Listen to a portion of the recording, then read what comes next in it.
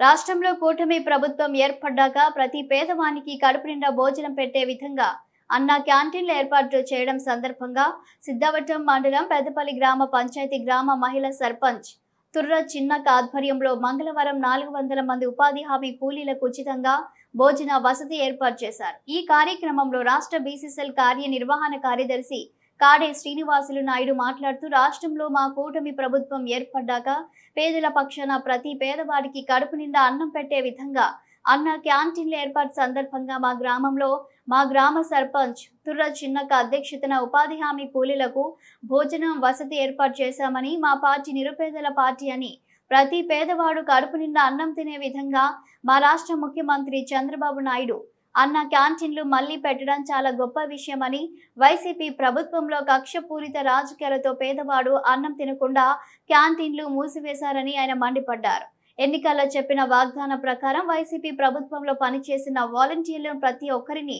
విధుల్లో తీసుకున్నారని, అది మా పార్టీ యొక్క గొప్పతనమని, వైసీపీ ప్రజా ప్రతినిధులు కూటమి ప్రభుత్వం వస్తే వాలంటీరీ వ్యవస్థ ఉండదు అని ప్రజల్లోకి తప్పుడు సంకేతాలు తీసుకువెళ్లారని ఆయన అన్నారు. కూటమి ప్రభుత్వం ఏర్పడ్డాక ఉపాధి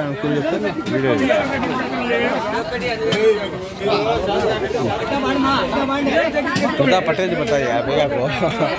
తీసాలే ఏ ఒకరు ఊగులా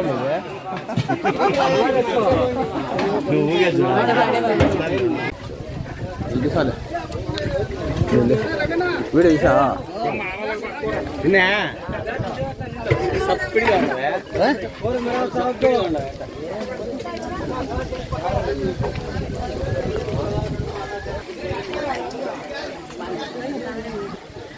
చూసుకోండి.